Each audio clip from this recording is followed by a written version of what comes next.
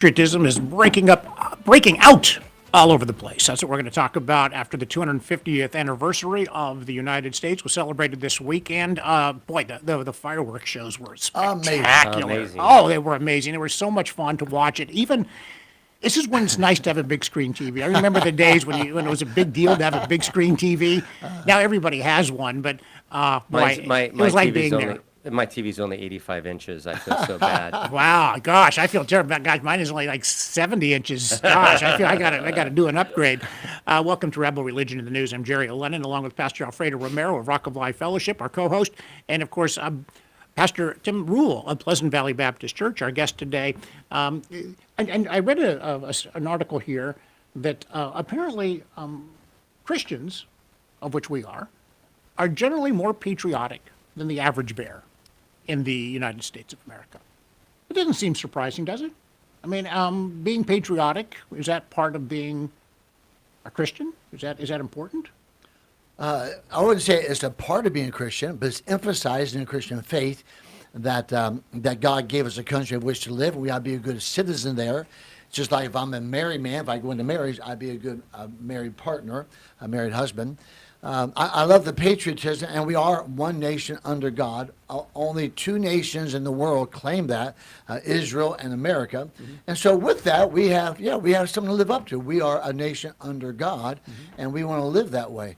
I did like the fireworks. I like that they bragged about we had the largest fireworks ever in the history of America. Yeah, that was crazy. There was 850,000 rockets. We saw it. It went on for like 39 minutes. Yep, I counted every one of them. And of course, CNN had to kind of rain on the parade by pointing out, well, all of the smog it created, maybe it wasn't such a good idea because the air quality is really bad right now, and we can't have that. Yep. No, seriously, that was the story this morning. I could not I believe didn't see it. that. Yeah, And did I you not understand- see that? Yeah, that was this morning, and actually Monday morning, and it was like, gosh, just enjoy the fireworks. There you go. It's There you gonna it's gonna clear out. It'll clear out. And it was amazing because it's our 250th anniversary. I liked a president or his administration who said, let's do something big about this. They got the pool ready. They got all the monuments ready. They got the flyover ready. They got the military ready. They honor people. That was America. But you always have this handful of group over here. A few celebrities came out and said this, and a few of the negative center said this. Look, if you don't like it that badly, then just go someplace else. I really mean that. This is America. It's her birthday. Just get on board with it. We are treated better in America than any other people are treated in their own world. Blacks are treated better here than their own world. Hispanics, Latinos, you go where you want to. America treats people very, very well. Now, I know we have our things that come up. We understand that. But it's very true. Any one of us can make a buck here. We can fail. We get back on a horse again. We can own property. We can drive from state to state. We have so many blessings about being in America. Don't complain about it. One of the things that's really people don't understand because they don't know how far we've come. I mean, when you mentioned race, I remember there were people would openly make jokes, racist jokes, and people would laugh and think it was okay. There was a movie, a very funny movie, Bad News Bears with Walter Matthau, the original. I think it was 1977. And one of these young boys talks about a girl playing on the team, and he goes off with this. He's like 10 years old, saying, "Well, we have this," and using all these pejorative words for various races, and the whole audience laughed out loud. This was 1977, 50 years ago. Yeah. If you watch that now, that is literally a cringe moment where you're like, gosh, people actually thought that kind of thing was funny? And so we don't look at the fact of the progress that's been made over the years. Instead, we're still thinking it would be, I mean, I'm not saying there's not work to be done. Of course there is. And we want no racism. We want no sin. But that's never going to happen in this world. There's always going to be a fragment of people who are going to have bad thoughts about various people, and that's never going to change. There's always going to be a certain percentage of those people.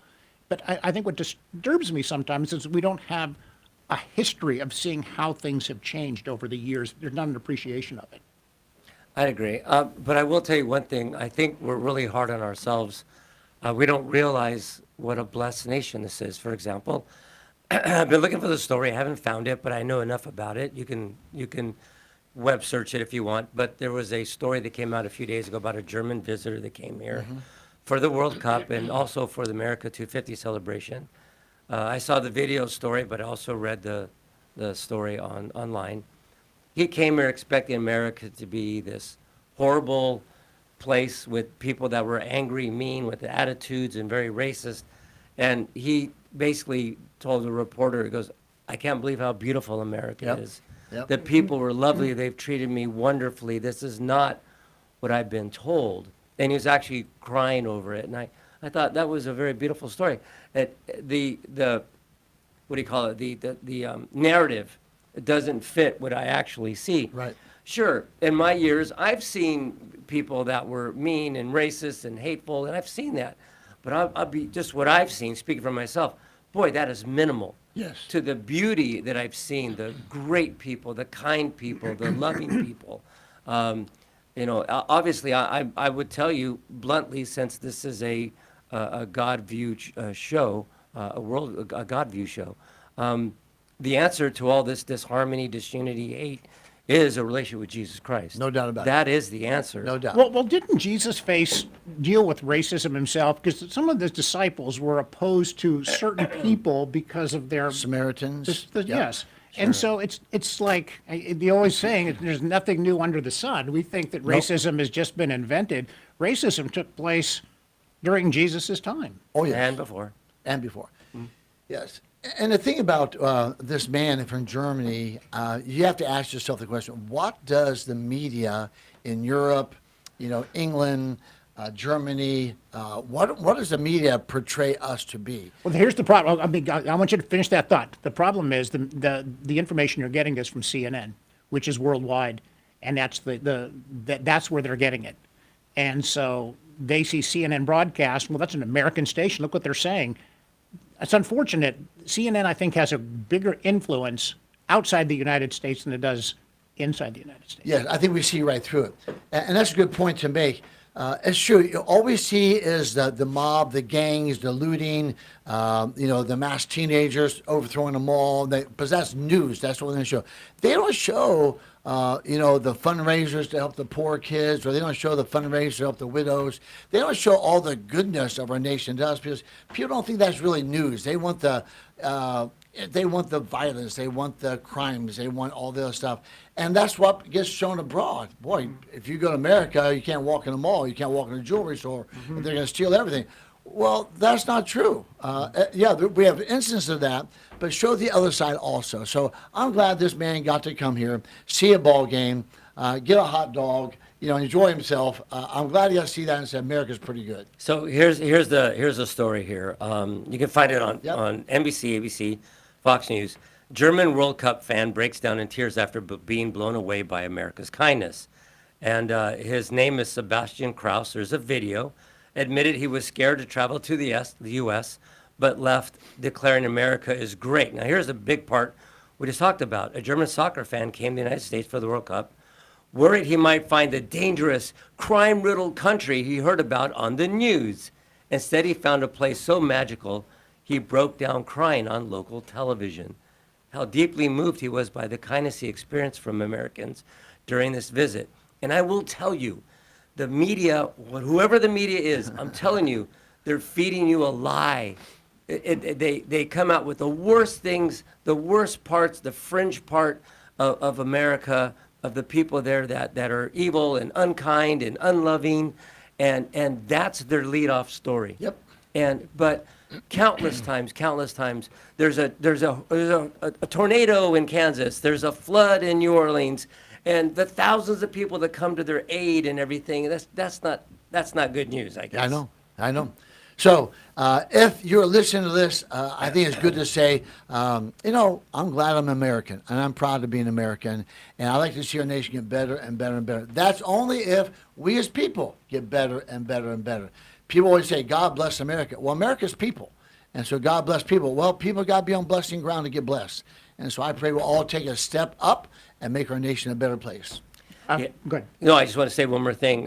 Sebastian Kraus was quoted as saying on the news, I fell in love with this country and this was so emotional. I even cried in the stadium during the game. Wow. He says, this is not exactly the reaction the rest of the world is often told to expect when visiting the U.S.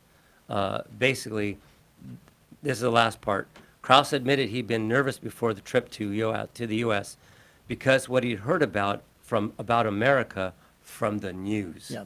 Yep. So the news that the other countries are getting is Trump's evil, and people are rioting in the streets every day, and everybody's getting ripped off, and everybody's getting murdered every day. Now, that is a very small percentage of this country. Yes. And unfortunately, there is evil in this world. Yep. But the overwhelming blessing that we have in this country is not promoted enough. Yeah. I like the Bible verse, taste and see that God is good. If you want to see America, come and just check it out. I quote the philosopher Francis D. Tocqueville all the time. He heard about the greatness of America, the greatness of America, the greatness of America. So he came and toured America. And he said, I went to the institutions, and they were the finest institutions ever. The elementary schools and high schools, then the colleges. Then I went to the government. I saw how they laid out the government and the Constitution and the Declaration of Independence. Then I traveled the land. I saw the natural resources of the coal, and I saw the fruit, and I saw the wheat field, and I saw it all. But it wasn't until I came to the church, until I saw it making America great. A man stood up with a fiery voice and he preached the gospel of Jesus Christ. And that's when he said the famous quote, America is great because America is good. And if America ceases to be good, it'll cease to be great. You know what this guy in Germany liked? He liked nice people. He liked someone that gave him a handshake. He liked someone that maybe bought him a ticket someplace. And so as we are good people, just moral people, good people, God said, I'll bless that. If we stop being good and be these thugs and all this other stuff, God says, nuts to this stuff. You guys can have that. I think that's what people like about America. America is a good nation. And, you know, and right now we're on the world stage with the World Cup. Yeah. And we're going to be on the world stage again. Yep. Because the Olympic Games Yep. are held in Los Angeles. And that's going to be, and I'm I'm not praying for Los Angeles. Yeah, let's hope that Los Angeles can step up. But Los Angeles did the Olympics, I think it was 1984 was the most recent time, wasn't it? I think it was 84. And I know they did it. And there may be 84. Yeah, that was the last time, I think, that LA did it. And I know that was the Olympics in 32. I can't remember 20. I can't remember. But there was another time that LA had the Olympics. Yeah, this is a real opportunity for the United States to really put its best foot forward. We're going to take a break. We'll be right back. All right, we're talking about patriotism and sports. The World Cup is going on. The United States is doing really well. And I guess that, I'm not sure that, you know, I firmly believe that I don't think God cares who wins these games. And I do. I don't think he cares. He's got bigger fish to fry than worrying about who wins a soccer game. You But know- maybe he does. I don't know. What are your thoughts on that? Does Well- God care about? We talk about this usually once a year. Usually it's about, you know. Usually we may as well talk about it now. Does God care who wins a sporting event? No, I don't think so, but I want to make a correction. Right. 84 LA, California Olympics, 96 Atlanta, Georgia. Right. That's when that bomb had happened. Right. Yep. 2002 Salt Lake City, Utah. Because Yeah, they it was- split the that was winter the and Winter the summer Olympics. up. Yeah. Yeah, they split them up. They used to be right Right. after each other. Yeah. I don't know if I like that every Well, 2 year it's every but 2 years. I understand. It makes But sense. It does. I don't know. Yeah. Yeah, For, I see for the both. athlete, it's still every 4 years if you're a Winter Olympian or a Summer Olympian. Correct. All right, so let me talk about this real quick. I'm not too sure exactly how this can pertain biblically, other than that this was a good deed. We can stretch some things. We can stretch this stuff. Anything good happens, it's from the Lord. Let's just put it that way. The striker, who the soccer player, the one that's in the front scoring goals for the USA, was suspended for a game, which would be today, or excuse me, Monday, yesterday. And what happened was, you can tell by the video, it was a bad call. They threw a red card, which is like a flagrant foul in the NBA, and they threw him out for the next game. Everybody was in an uproar. Even people that were outside of the USA team said, well, that was not a cheap shot. That was purely accidental, and it was very, very, very minor. To put some perspective on it, and I want you to know, Sure. this player would be like the Bulls losing Michael Jordan Correct. Before the seventh game. before the seventh game of the NBA Finals. Okay, or maybe the fifth game of the NBA Finals. You say, Jordan, you can't play now for the rest of the series. That's basically what it was like. Okay, so continue. And it's a knockout round, which means if the United States loses, that's it. They're out. One and done. One and done. So what happened was everybody's in an uproar, especially of course here in the United States. So President Trump makes a phone call to the president of the IOC, which is the International Right. Olympic Committee, and he says, you need to review that play again. No, FIFA wouldn't be. It wasn't Olympic Committee. It would be Oh, FIFA, I'm sorry, FIFA, I yeah. blew that, FIFA. As a matter of fact, I'm looking at it now, FIFA, FIFA. So basically what happened, I had the Olympics in my mind. So they reviewed it and they suspended the suspension, which means they told them you can play for the rest of the World Cup as long as you guys win, obviously. And we're going to put that suspension for the game next year in out of World Cup play. The only latest thing is that, of course, Belgium, the one the United States is playing today, so, hey, wait a minute. Right. That's not fair. They're not going to want their best player to play. Of course Right. not. Fair or not, truthfully. But Trump did step in and kind of hopefully gave us a fair chance. I don't feel good about that. I do. I feel great. What do you think, Pastor? Well, I do know this. If I was in the World Cup and playing for the World Championship, I want to play the best. I want to know that I deserved it. And so if this was maybe a missed call or whatever, and I don't have to worry about the Trump thing or whatever, but Trump is a fan like anybody else. I mean, he really is a sports fan. He says, look, it was kind of a bad call. I mean, this guy worked all his life long. He's on the world stage. But I just know as an athlete, if I was in Belgium, I would say this. No, I like to play the best. I don't want to just say, oh, we beat them because they didn't have the best player, so we weren't that good. All right, let's reverse this now. Yep. And let's say it's the Americans that were about to play the Belgians, and the same thing happens, but the Belgian president calls up and says, "Now wait a minute, that wasn't a flagrant foul," and they overturn it. We in the United States would say we would literally call foul. That's not fair. Doesn't feel right. I got to be honest. I mean, bad calls are part of the sport. Guarantee you. Bad calls are part of the game. And However- the refs made a bad call, and you Right. know what? A bad call is a bad call. It's a bad break. Bad breaks are part of the sport. Part of life. Part of life, exactly. So I don't feel really good about this. I mean, I'm rooting for the American team. I want to see us do well. I want to see us win medals. All of that. But I got to be honest here, being objective, putting an objectivity hat on. I don't think I feel good about this. See, here's the thing, though. This is not a precedent. There has been a move in professional sports the last few years Sure. to review calls Yep. and overturn them. This, I'll give you an example. Caitlin Clark, WNBA in Indiana Fever, The hard foul. punched in the neck Yep. and kicked and shoved and the whole thing. Okay, punch in the neck. They never called a foul. They review the call after the game's over, Right. and then they suspend Alyssa Thomas, the one who kind of gave that little shove Yep. into her neck, Yep. suspended her for the next game. Reviewing calls and making changes and reversals in sports happens all the time now. Yep. It happens especially in basketball. It happens in soccer. It happens now on football where you can call a timeout, throw the red flag, Yep. you can challenge the call. President Trump challenged the call and they reversed it. Yeah, but that's part of the rules. In the NFL, they have the flag where they could throw out, but you couldn't reverse a call prior to the rule changing. Correct. The same goes with Major League Baseball. Now they have two opportunities to appeal a strike or a ball call by using the little box thing. Right. Now, that doesn't mean you could go back the next day and say, well, they missed the call. He didn't make the tag. He missed touching the base. Those rules, replay rules, had to be put in place, not retroactively like what's happening here. I'm sorry. I'm rooting for the United States. I want us to win the game, but I don't feel good about this because it seems like it does seem like, and I hate to say it, sounds like dirty pool. And I don't think, I think that, I know that I understand we want the United States to win. I get it. My wife is loving it. My kids love watching the soccer. It's a lot of fun.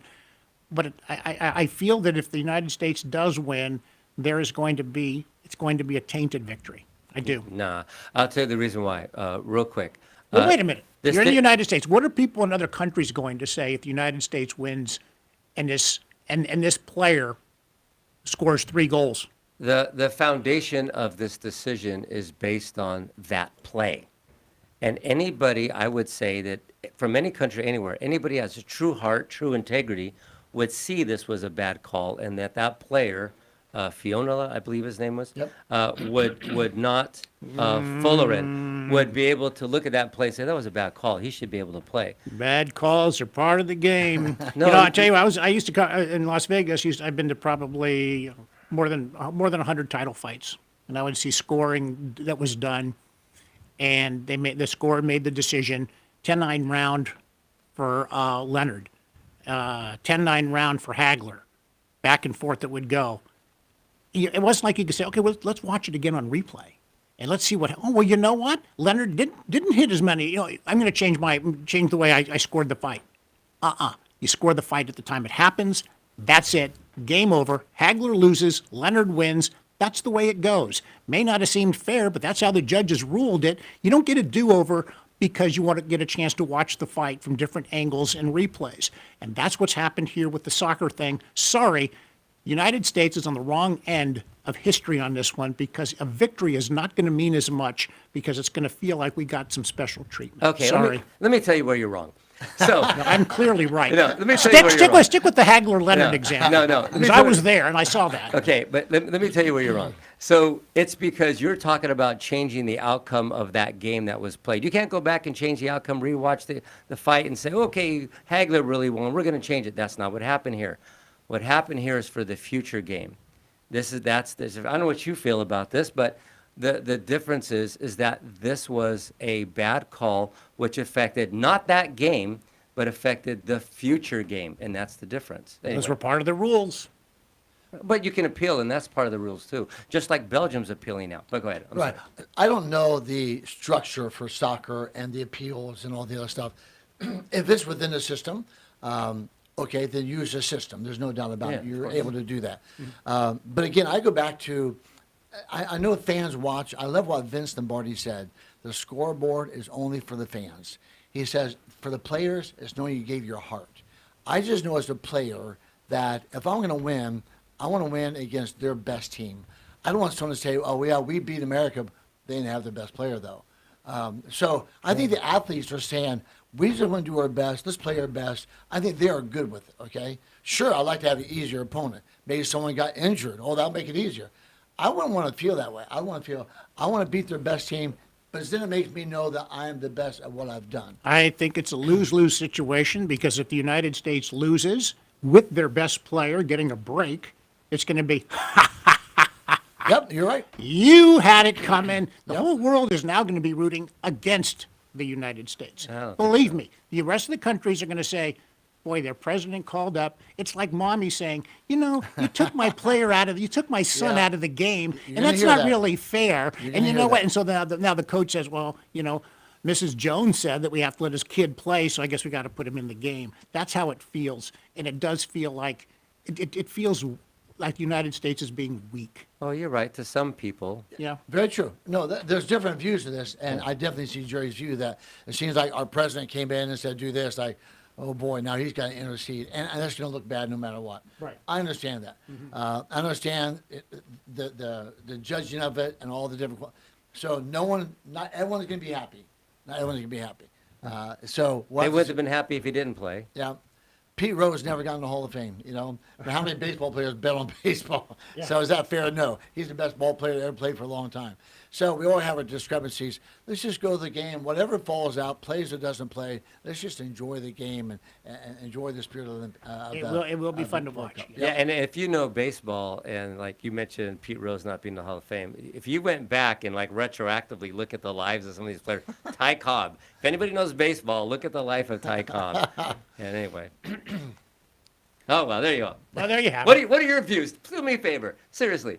Leave the comment section. Look at the comment section on YouTube. Go to YouTube, type in Rebel Religion in the News, and leave comments because we may read your comment on the air. So. And the reason we talk about this stuff is because Christians like sports too. Yep. Christians don't just talk about Jesus and religion. Sometimes Christians talk about things that are going on in the news. And this is something that may not necessarily affect us directly as Christians, but it's something that we might kind of find interesting. And that's why we bring up different topics, because Christians like sports like everybody else does. I think it's Tom Landry who said we have a football stadium that has an open roof so God can watch the game. So Hey. There you go. Maybe Oh, I he's like right. it. I don't know. Thanks for joining us, everybody. We'll talk to you next time. So long.